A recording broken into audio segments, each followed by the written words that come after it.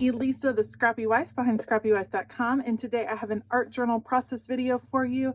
I am working in the very back of my Dina Wakley media journal. I'm going to do this last page right here. I'm planning on using some gouache paint. I have some tissue paper pulled out. It should be a fun page. So I will end up listing everything that I use in the description box if you are interested in checking out any of those supplies. Heads up, some of those are affiliate links. It doesn't cost you any more, but it does go a long way to supporting this channel. All right, let's go. So every week I set up a filming schedule for myself and kind of schedule when I'm going to do what, and that doesn't always align with how creative I'm feeling. And that was one of the issues on this particular day. I started out not feeling super inspired, not really knowing what I wanted to be working on. And so this page kind of starts out slow. So this is clear gesso. I am like at the bottom of the barrel of my clear gesso. I'm just putting a little bit on the page, and then I'm going to take some tissue paper just because I wasn't sure what I wanted to do, but I knew that I was going to be using some gouache paint, and so I needed to kind of seal up that denim so that it didn't go through, and so I figured tissue paper would probably be the best for that. So I'm going to cover the top and still kind of sealing up the edges. You can see it tears a little bit. That's okay. It doesn't ever bother me when that stuff happens. I always feel like it's probably for the best. And I just give it a nice covering with the gesso, trying to seal things up and get this tissue paper down. It serves two purposes. So it's sealing up the denim side so that when I have paint, it's not going to bleed straight through. And then it's also just providing a little pattern, a little jumping off point. I'm going to make sure that it is nice and dry before I add paint on. So actually I'll dry it a little bit with the heat tool, and then I'll walk away and come back and start with the painting. But sometimes just getting started is enough to kind of spark my creativity, seeing something at an odd angle on a page, something like that. But it was interesting because I definitely wasn't feeling this. And then by the end of this art journaling page, I absolutely love it. So I'm picking 3 different colors of paint. I'm going with some warmer tones here. And whenever I'm not feeling super inspired, my go-to is always going to be a rainbow. I love rainbows. I think they are beautiful, and I love them in all different color combinations. And so for this particular one, I am going to stick with a warmer tone. I'm starting with this peach-ish pink, this very peachy pink. And then I'll go to an orange, and then lastly a yellow, just for 3 big broad stripes of color on my rainbow. It's uniting the 2 pages together, and I just like that with the gouache paints you can still see some of the texture, some of the lines from the florals coming through, but not a ton. Like if I were just doing watercolor, you would see it a lot more. Gouache paint is really interesting to work with in that way. Sometimes you can create it and have it be super opaque, and sometimes you can water it down and still see pieces come out a little bit more, and that's fun to play with.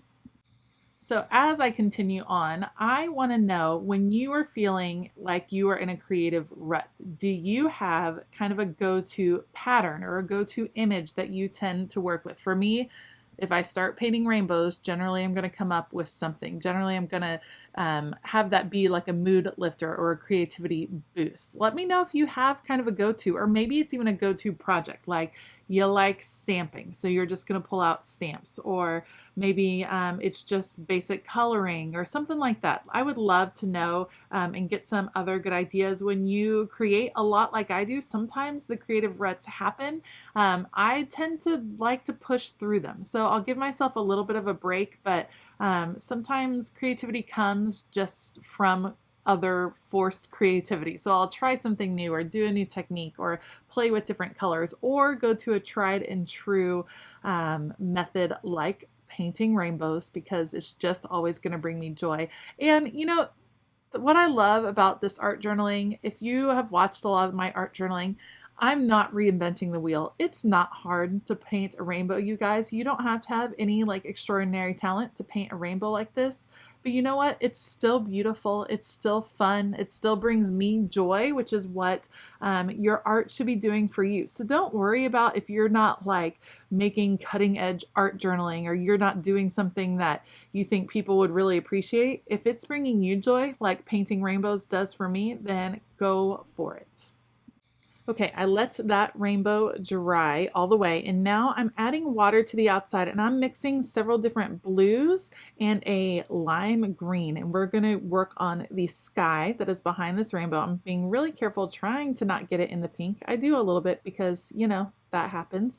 And again, I love that I'm gonna be able to see the color mix. That's gonna give me some texture. You're still gonna see some of the florals peeking out, which is kind of cool. Here comes that lime green, which I think is a fun touch to add in just a few spots.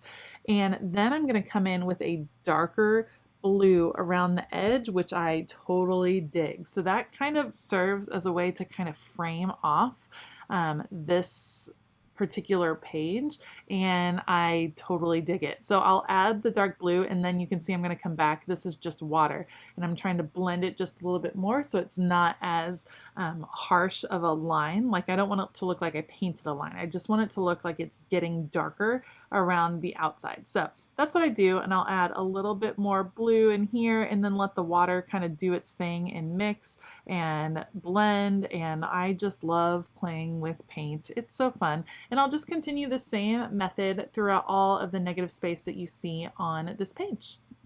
This is also another example of how an art journal page kind of evolves. I had no plans to completely paint over both pages, but that's what was kind of speaking to me. Once I had that rainbow there, I wanted all the focus to be on the rainbow, and so I needed to kind of blur out the other parts, which to me meant bringing in the sky so that you could, that opposite, looking at the cool colors versus the warm colors really brought the attention to that warm rainbow, which is what I was going for there. So you can see I'm bringing that blue around the whole edge.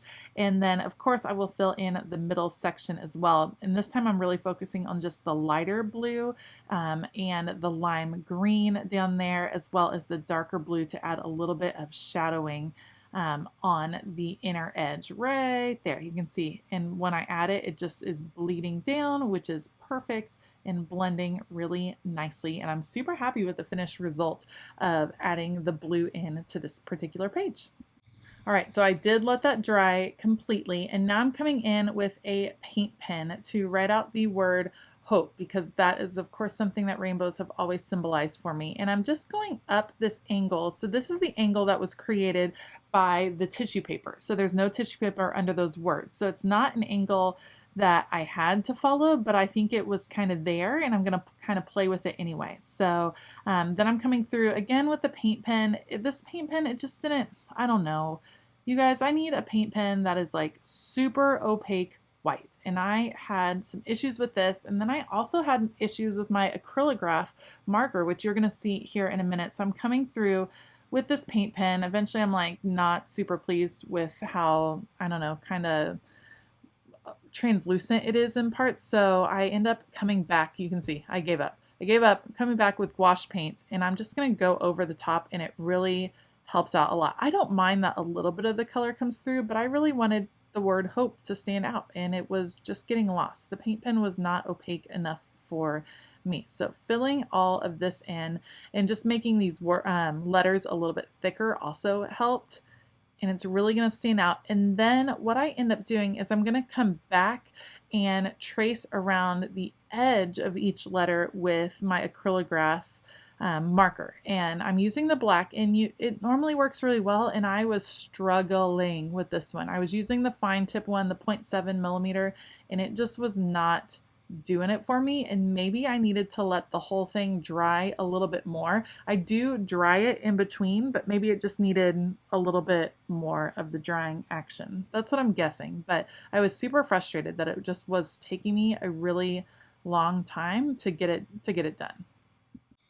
Let me know if you have the acrylograph markers. Do you have issues where the paint comes out in like surges? And do you have tips for how I could work with that because it just, I mean, it's not a smooth surface. Maybe that was the issue. Maybe these are more intended for smooth surfaces. This is definitely a pressed paper feel, and so it has texture to it, and it just wasn't really working. You can see I'm constantly having to go to the side to get the ink flowing again or the paint flowing again. It just was not working super well for me. Okay, and I'm actually going to speed this up a whole lot because what I end up doing, I do trace all of the letters with my acrylograph. It takes a good long while, and then I decide I'm just going to get my Sharpie, and I just go back to a typical Sharpie, and that's probably what I should have done in the first place. You guys, Sharpie markers are the best, and yes, I mess them up sometimes by getting paint on them and mess up the tips and things, but they're affordable, so I don't mind replacing them if necessary, and I should just stick with Sharpies. They work really well. So I come back over this with a Sharpie and then decide that's what I need to use on the whole rest of this rainbow. So I'm finishing up here. Now it's time to pull out, there we go, the Sharpie. Everything is better with a Sharpie. And so I'm going to go over all of these lines, and you can see they're much more even, much more prominent with the Sharpie. It's working really well. At this point, I wasn't sure what I wanted to do, but I knew I liked that pop of black. So I needed to bring that in to the rest of my piece. And so I liked a little bit of black, and I thought, well, you can see some of it coming through in the floral tissue paper, so I'm gonna just bring it to the rest of this rainbow. And I'm purposefully going to be messy with it. So I have my rainbow lines right here, very carefully, not so carefully, going around these arches, and then I'm gonna come back and make it messy on purpose. So I'm adding just kind of a wavy line in and out, knowing that none of this is gonna be perfectly straight anyway, so I'm gonna play with that, and I'm gonna add a little bit of a pattern in between where those waves are, because I think that is a cool way to bring in a pattern. It's a tiny little hint of it. I've seen let's see, Dina Wakley, I think, does this a lot in her art, and I think it is, or maybe it's Diane Reevely, one of those two. I'd have to go back and look. They do this kind of pattern a lot on these messy lines, and it works really well if you're a naturally messy person, with your artwork at least, just like I am, and it adds a really interesting character to the piece. And so I was totally digging it, adding in all of these little check marks, and it makes this rainbow just more unusual, doesn't it? It's like a super funky rainbow now, which I'm totally digging. Now, once I finish with the black, then I'm going to come back with my Posca paint pen in white and fill in all of those little negative spaces with white, and that really makes it pop. I am like so pleased with this finished result, especially because it started out as a struggle. I didn't want to do an art journal page. It just wasn't feeling it. But I kind of forced myself to get started, and sometimes that's what it takes. Like sometimes just getting started, just sitting down at your desk is what it takes to get your creativity flowing. And this might be one of my favorite pages in this particular art journal. I'm actually super excited. This art journal is almost done. You guys, it has like 2 more layouts left, and then I will be able to film a flip through of the full art journal, and I'm super excited to show you the finished result. And this art journal, if you've been with me, you know it was a struggle with all of these different mediums as far as the burlap and the denim, and I'm super happy I stuck with it, and it's almost done. It's almost done, you guys. All right, I am finishing up here. If you liked this video, please give it a thumbs up and consider hitting that subscribe button as well as the bell notification button. I have linked supplies that I used down below. Those are affiliate links, so it does not cost you anymore, but it does go a long way to supporting this channel. And a special shout out to my Scrappy YouTube members. You're going to see their names at the end of this video. Thank you so much to each and every one of them for their support. It helps make videos like this possible. All right, I hope that you have an absolutely fabulous day. And as always, keep it creative.